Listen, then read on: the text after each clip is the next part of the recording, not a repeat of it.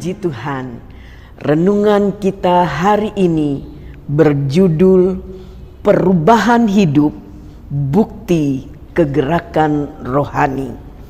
Filipi 3 ayat 7 berkata, "Tetapi apa yang dahulu merupakan keuntungan bagiku, sekarang kuanggap rugi karena Kristus."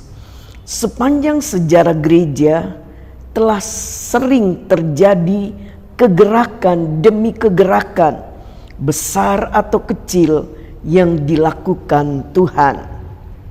Tetapi tidak jarang juga kegerakan itu salah diresponi, sehingga hanya menjadi sebuah monumen yang dikenang dan tidak menjadi momentum yang terawat dan terpelihara.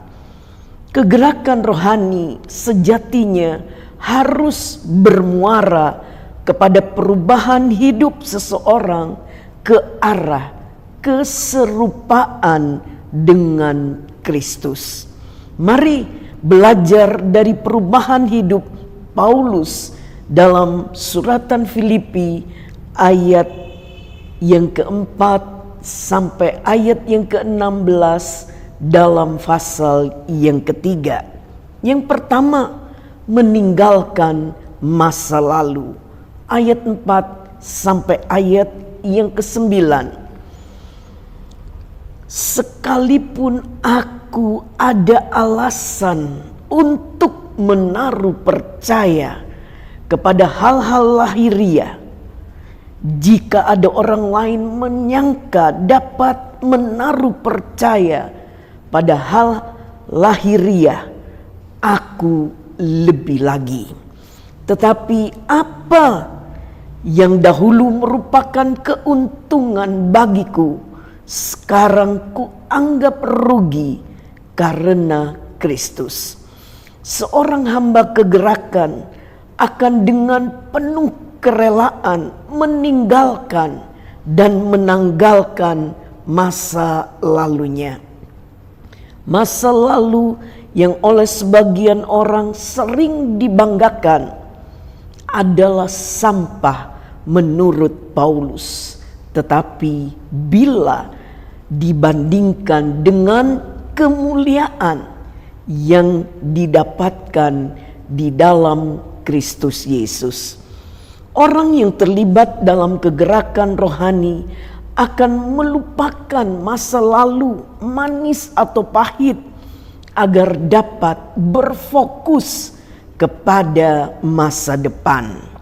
Lukas 9 ayat 62 berkata, "Tetapi Yesus berkata, setiap orang yang siap untuk membajak tetapi menoleh ke belakang tidak layak untuk kerajaan Allah."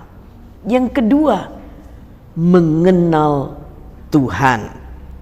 Ayat yang ke-10 dalam Filipi pasal yang ketiga, "Yang ku kehendaki ialah mengenal Dia dan kuasa kebangkitannya dan persekutuan dalam penderitaannya, di mana aku menjadi serupa dengan Dia dalam kematiannya." Rasul sekaliber Paulus masih merindukan pengenalan yang lebih lagi kepada Tuhan. Artinya, pengenalan akan Dia bukanlah sesuatu yang berhenti pada sebuah titik, tetapi merupakan gerakan yang berkelanjutan.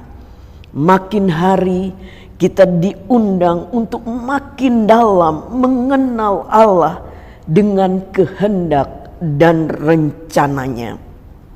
Sasaran akhir dari pengenalan ini adalah keserupaan dengan Kristus. 1 Yohanes 2 ayat yang ketiga, "Dan inilah tandanya bahwa kita mengenal Allah, yaitu jikalau kita menuruti perintah-perintahnya." Yang ketiga, mengarahkan hidup kepada masa depan. Filipi 3 ayat 14 tertulis, dan berlari-lari kepada tujuan untuk memperoleh hadiah, yaitu panggilan sorgawi dari Allah dalam Kristus Yesus.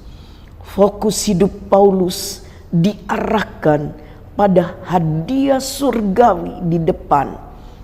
Ini adalah rahasia mengapa kegerakan rohani terjadi di dalam hidupnya. Dia tidak memberi ruang kepada zona nyaman untuk menguasai dan menyetir hidupnya. Ia malah menggambarkan pencapaian akan masa depannya itu dengan kata berlari-lari, yang berarti sesuatu yang membutuhkan tenaga dan stamina prima. Amsal 23 ayat 17 dan ayat yang ke-18 berkata, janganlah hatimu iri kepada orang-orang yang berdosa, tetapi takutlah akan Tuhan senantiasa, karena masa depan sungguh ada dan harapanmu tidak akan hilang. Terjemahan lain berkata, taatlah selalu kepada Allah supaya masa depanmu terjamin dan harapanmu tidak hilang. Amin. Tuhan Yesus memberkati.